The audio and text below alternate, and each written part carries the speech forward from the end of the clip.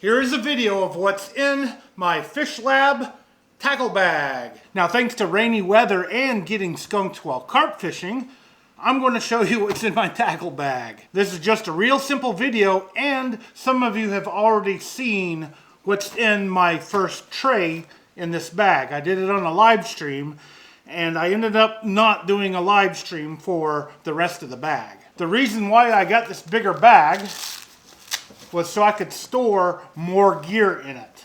Although I may be taking some of the gear out of it, which I will talk about here in just a moment. Which does have to do with the first box. Now this is my carp and catfish gear box. And I may end up pulling the carp gear out of here and putting it into its own box because I've moved away from using method leads to using, I don't even have the jar with me, using tiger nuts, which you have to use like a baiting needle for, and hair rigs, which I have 1 or 2 hair rigs left. If I get a carp specific, little carp specific box, then it will have a place to put hair rigs in. And hopefully we'll also have a place for my baiting needle underneath the hair rigs. Corda makes a little tackle box.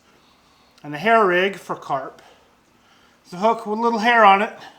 There's a loop, and you put stuff on that loop. Either fake corn, like this,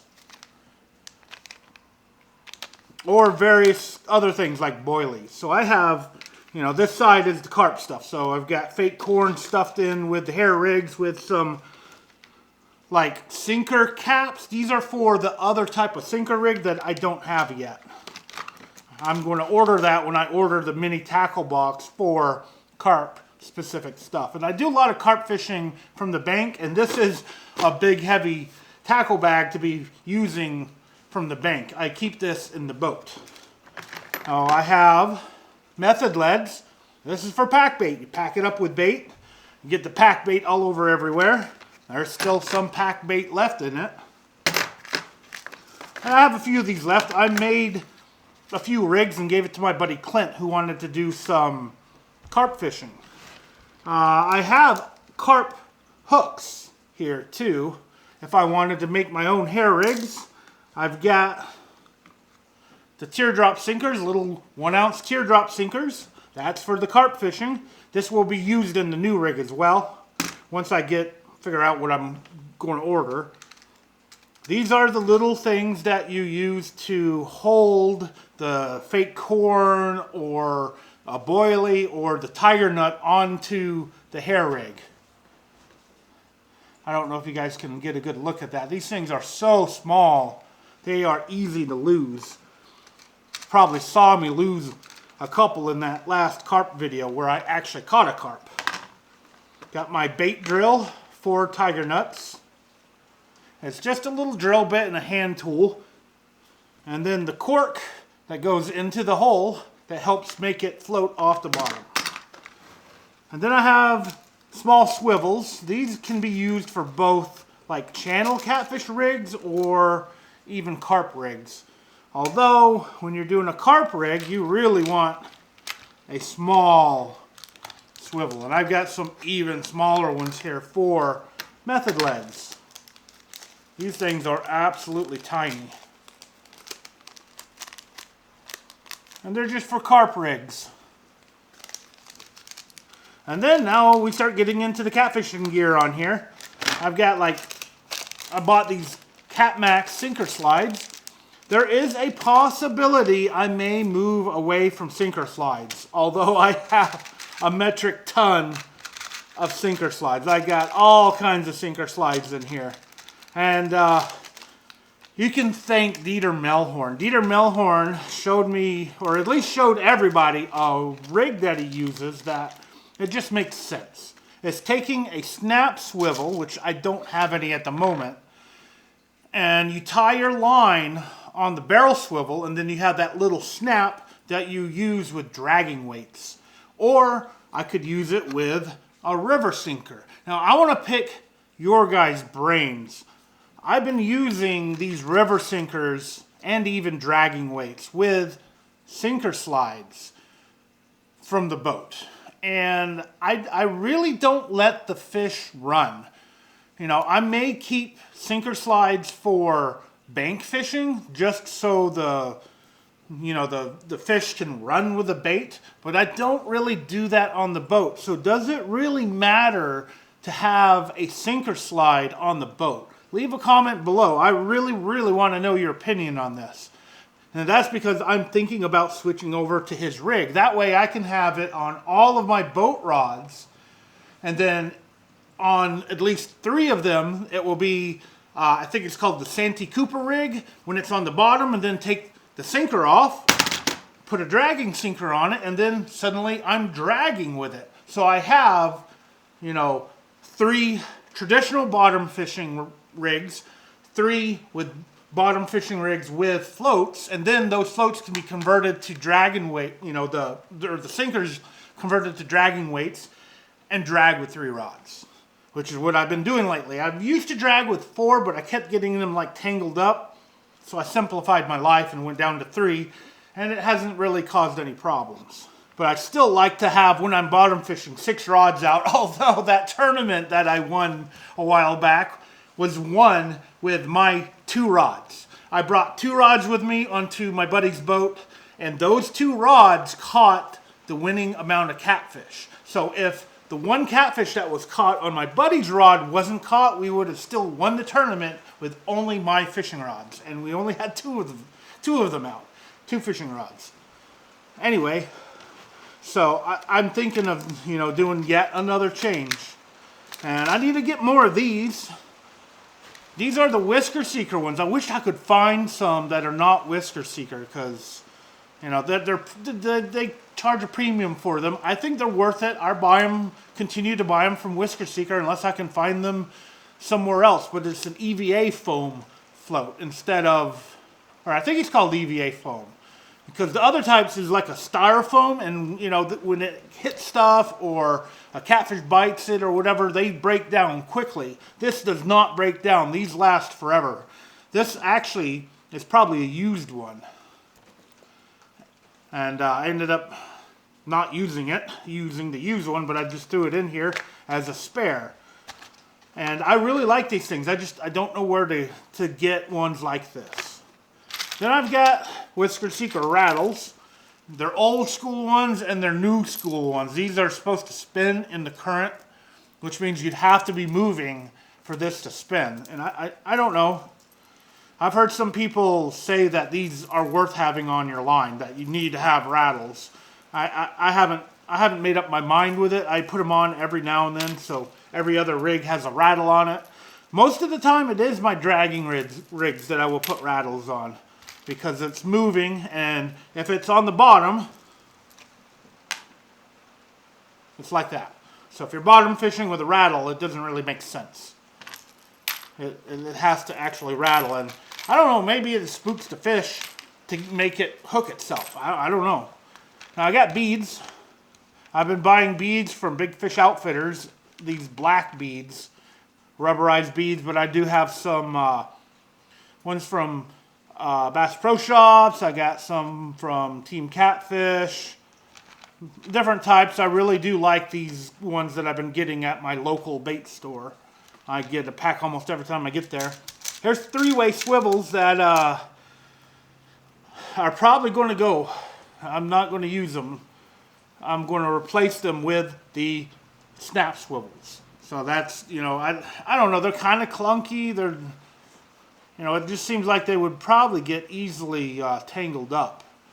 I'm sure some people don't have issues with them, but, it's not straight across. They're always at just a little bit of an angle between one and the other. So I don't know. I think I'm going to give up on them. I've got 1/0 Team Catfish double action circle hooks. I only like them because of the straight shank and just the way they're designed. There's other brands out there that, are like this. And that's what I go for. And then I've got 6/0, I think. Team Catfish double action circle hooks. I rarely, if ever, use these. I was going to use these as sturgeon hooks, but I can't fish for sturgeon. Then I've got 10-aught Team Catfish double action circle hooks. This is what I use from the bank. That way I can put more hook into the bait. And then, oh wait, no, these are the, whoops. So these are the 10-aughts. I don't know what that is.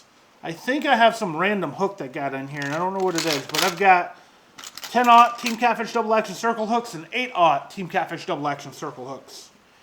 See a little size difference there. That's bank, that's boat, and everything else. And there you go. I keep these gel packs, the silica gel packs, just to help keep things from rusting. I keep them throughout my thing. Oh, I've also, I've got the 4-ounce river sinkers, 1 ounce. What is that called? Oh man, I can't remember what these are called.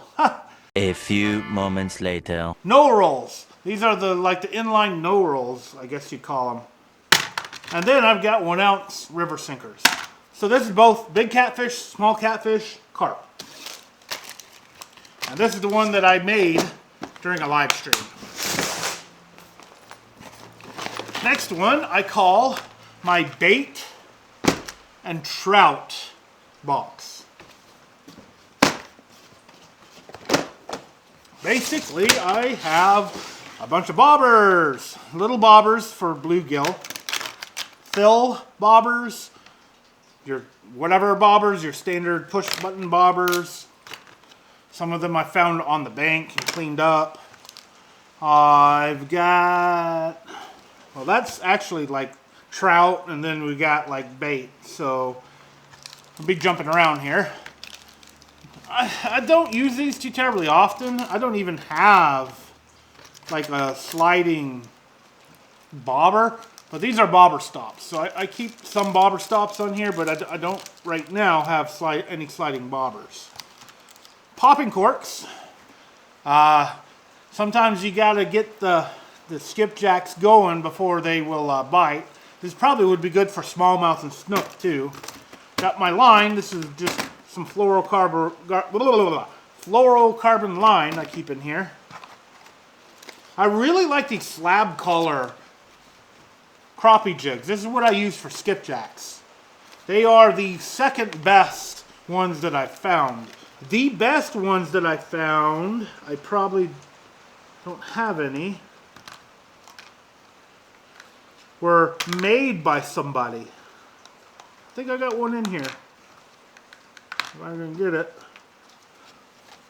The problem with skipjack fishing is their mouth is really, really tough. So if you use just, the stuff everybody else uses at, you buy at Walmart or whatever, just a normal one and not one of these, because these last a lot longer. They don't last long at all.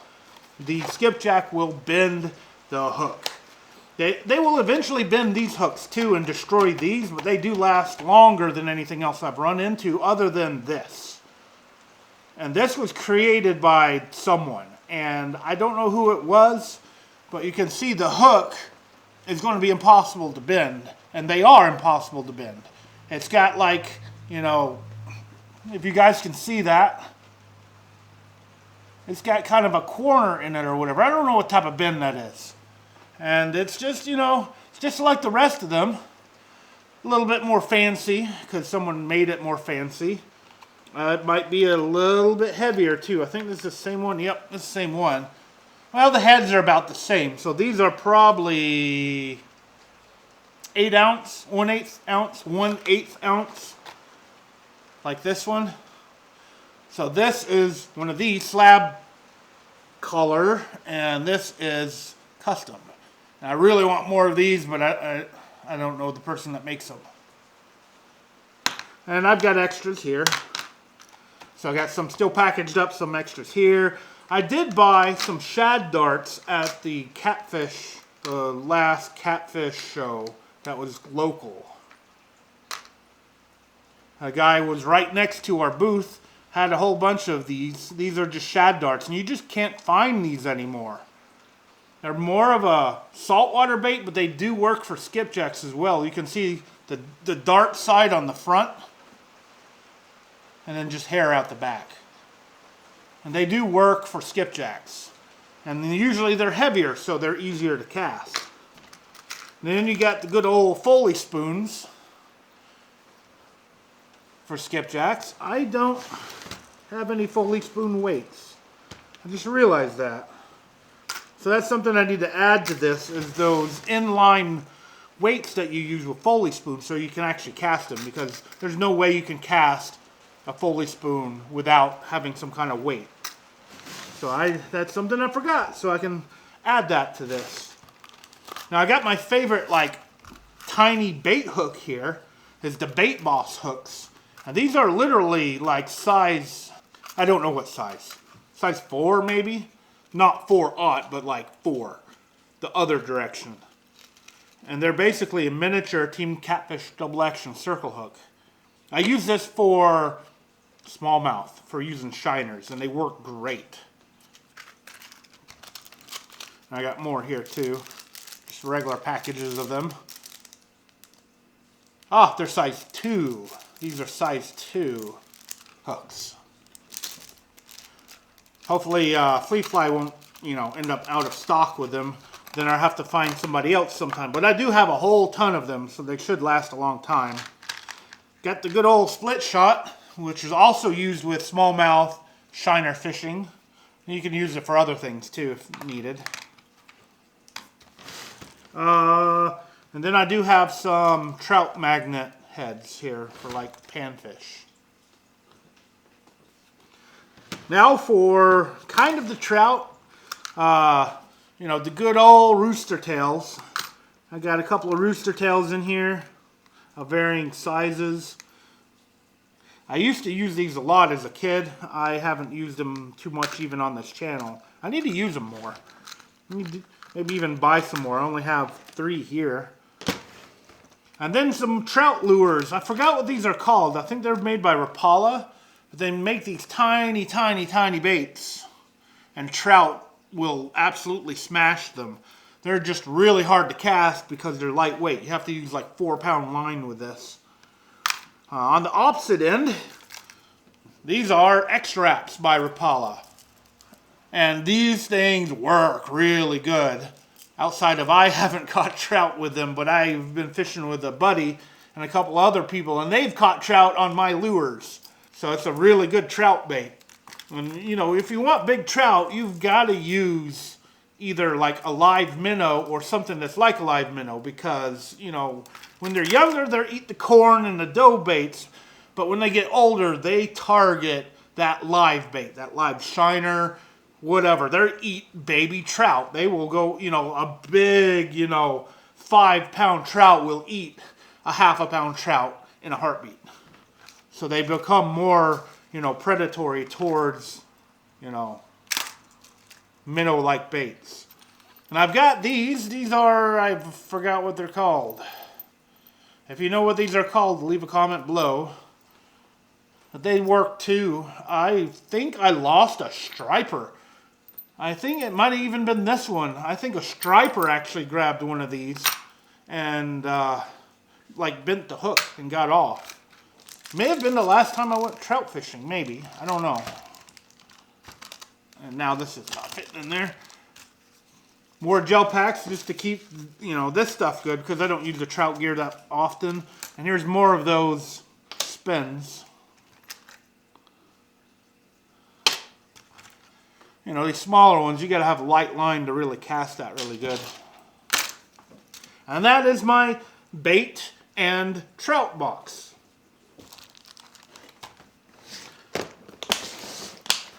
I apologize if I'm boring you to death. I wish I would have had an actual fishing video, but hey, it happens sometimes. Now this box is my striper box. This is for striped bass fishing, which is something I need to do more often, because there's a lot of people that love catching giant striped bass. And let's start with the big things. These are red fins. And I've got 4 of them. And when stripers are hitting topwater, they will absolutely inhale a redfin. They absolutely love these things. Now these are very lightweight, and if I don't have a reel and rod that can handle these in the boat, then I could get this out if there's, you know, boiling stripers. And this is a popper of some sort. I forgot what it's called, but it's the thing that most people use like in the ocean to catch stripers, but it will catch stripers around here too. And I wanted to have a striper box like this in my tackle bag so I could have it with me on my boat at all times. What I was doing with like the previous bag, I had other tackle boxes that weren't even in the boat that had this stuff in it. And I'd hate to miss a nice, you know, striper boil that's going on. Me and Top Knox Fishing went fishing one time, and we didn't have any bait, and we were going to go catch skipjacks first, and then we saw like 2 to 3 football fields worth of stripers just schooling, and it was amazing. We used our skipjack rods and caught striper after striper after striper, and it was anywhere between 5 pounds and 20 pounds. It was crazy. All right, so I have bottle bobbers in here. Now this is for live bait anything. I mean, live bait striper fishing, live bait flathead fishing. You basically put this on a bobber, and you put the line through the little hole, and you plug the little hole, and now you have a bobber on your line. And this would work good for striper fishing, for flathead fishing, stuff like that. I don't know if they exist anymore. I hope they do. It took him, the person who came up with this idea, forever to get this stuff made. So it might have turned a lot of people off. But these are incredible products. I hope he still exists. And then I have these Johnson Lure 1/4 ounce jig heads. I like these. And I pair these with another part of the bag here.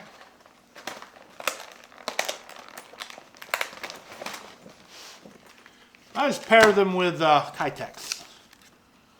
These are 3.8 inch Kitex. And these are multiple purpose, right? So you could take this for boiling stripers. Like if I only have my skipjack rods on the boat, I don't want to use a bait this big with my skipjack rod. I will use one of these with a skipjack rod. So I could get this out real quick, put a Kitex on it, put it on a skipjack rig, toss it into the boils, and catch fish, fish, fish, fish.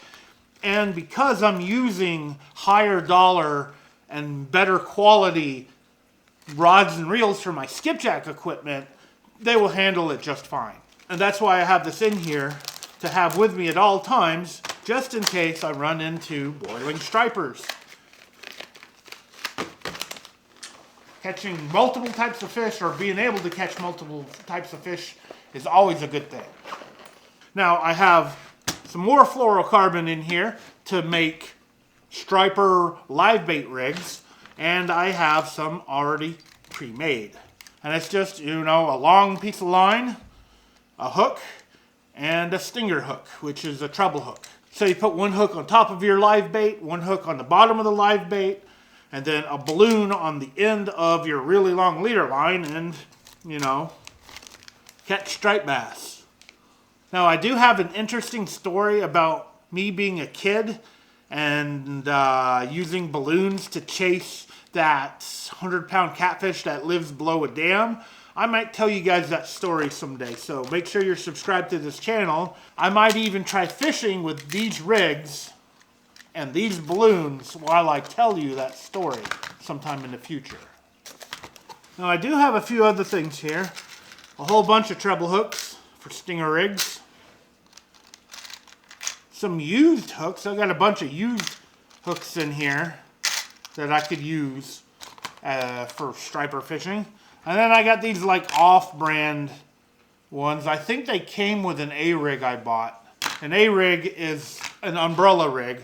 Basically, you have multiple baits on it. In Tennessee, you can only have 3 hooks on an A-rig. So you have 3 with hooks, 3 without hooks on a big one. And that is my striper box. All right, what do we have next in here?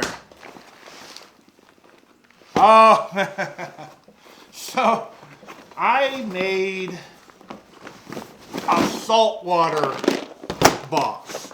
So this is for saltwater adventures that I probably only do maybe one time a year. But I decided to just go ahead and do it because I had the room to actually do it in my case. Now this could have been a muskie box. However, we all know muskie baits are absolutely giant. So I have to have a box specific to muskie lures separate from what's in this thing. I did do a video of that muskie box a while back, so I'll leave an iCard above to it. And I'm definitely willing to take somebody muskie fishing if you're good enough to cast big baits all day long. Just check out my guide service at www.fishingwithbilly.com. Now in this box, as you can see, I got a bunch of these clackers. On one end, I've got a thick leader line that goes to the main line. On the other end, I've got my fluorocarbon going to a hook. And I'm not going to pull out these because the line is just going to go bloop and go everywhere. And I put these three in here because they're the last three rigged ones. Now I do have these 1 ounce sinkers. This is for knocker rigs to put bait on the bottom. And all it is right here is one rigged where I have like the weight, a little bead, and the hook. And a really long leader. And just hook it, throw it out there, and catch something off the bottom. I've got two pre-rigged on here. And then I've got the hooks. They say if you're chasing tarpon, you want to use the best hooks possible. And that would be like these tournament Mutu hooks, 6.0. And not the thin ones. You want to have the real hooks, the thick ones. But I did buy some laser sharp 5/0 hooks, just as backup, just in case I went through all of my tournament hooks. And I bought these 2/0 ones, which would be for snook. I think these are the owner tournament hooks on these pre-rigged ones, but once these are gone, if I ever go snook fishing again, I probably start using these. And I've heard that people are doing really good with these laser sharps. And that's it. That's my saltwater box. Now I do have other stuff in the bag itself. We have here, which I need to actually get some jig heads for these. That's another thing I need to get in there. But it's just, you know, some crappie magnets, go-go minnows, some Bobby Garlands. Sometimes skipjacks get like finicky, so you have to go through like different types of baits to see what they're eating. And sometimes they will only eat plastics. So I have my assortment of plastics here, just a small assortment. I'm the type of person, I don't try to overload myself with stuff. If I get, you know, too many rods or too many reels or this or that or the other, I end up either giving it away or selling it. And as you can see here, you know, I don't have much stuff in here either. I don't have it stuffed plumb full. Of course, if I do any kind of crappie fishing, I probably do want to stuff this a little bit because when you crappie fish, you lose a ton of gear. That's just a given. But side bags, I've got my rig wrap, scales. I'm keeping it in here instead of floating around the bottom of the boat floor. I've got leader line, and then I've got big fish and little fish leader line. So 12 pound, and this is 100 pound. That's from the ocean. I probably will use it for catfish rigs. Normally I use 80 pounds. Of course, got a little, you know, cutter here. I got rig wrap cutter somewhere around here too. More leader line. This is the 80 pound. More fluorocarbon. I need to get some really good pliers to put in here because I've got just this one set of pliers right here. And I got these because my other set of pliers are locked up. They got rusted. And I really don't use this type of plier that much. But I would like to get like a more top dollar plier that's able to cut like braid and stuff and last longer. I used to just run the Amazon ones and they don't last long. Alright, this is just a bunch of random stuff. Threw some of my hooks in here. This probably should be in my striper bag. Keep my bank fishing posts in here. I've got the alarms I tossed in here. I haven't been using these. I need to use these more often. You hook them on your rod, and then the line goes through it, and then when you have it on, it just makes an alarm whenever something pulls. But then I got the old-fashioned alarms. My Lucky Leatherman that I've had for a long time. I think this is a Leatherman. Yeah. I think I had this in my original tackle box from like 200 years ago. Rig wrap cutting scissors. Another pair of pliers. These are like some really cheapos and they haven't ever locked up. A compass, emergency thing. Line tool. You put that on your rod and then put one of the smaller spools on it. You can spool line with it. And there's a popping cork thing in here. Stringer. Every fisherman should have a stringer, even though it's not recommended if you're releasing the fish to have them on a stringer. But sometimes this will be good to put in your pocket if you're bait fishing, or, you know, you never know what a stringer could be used for. And I keep a measure on here, just in case I catch a trophy-sized fish and I don't have my boat or whatever. Which this is actually going to be in the boat at all times, so maybe I do need to make a boat tackle bag again. But usually this gets filled to the brim with just random stuff. And then this side actually drains, which I will keep my gloves. I've got these ceramic knives from Rapala, which I really like. Harbor Freight has stopped selling their ceramic knives. I had to find someone else who has them and found this at Walmart one time. I don't go to Walmart that often, but I saw it at Walmart and bought 2 of them. One for the boat, one to go into my bag, which is going to be on the boat. But then I got these scissors. These are old Bass Pro Shop scissors. They don't really cut braid anymore, but they are good at cutting the Blue River Carp catfish bait. So I just use that to cut out the small pieces to catch small catfish, like bullheads, channel cats, whatnot. And then my other lucky knife. I found this on the side of on the bank. I found this while bank fishing one time. It's just a nice knife that really needs to be cleaned up. I always keep some kind of knife as a backup, so just in case I break, like, the ceramic knife. And ceramic knives cut frozen skipjack like they're butter. And that's it. I don't have any emergency zip ties. Usually I dump a bunch of zip ties in there. But I didn't on this one. I do have an emergency box on the boat that I keep zip ties. But that is the Fishlab Tackle Bag. Or Fishlab Tackle Bag. Because it's called Fishlab Tackle.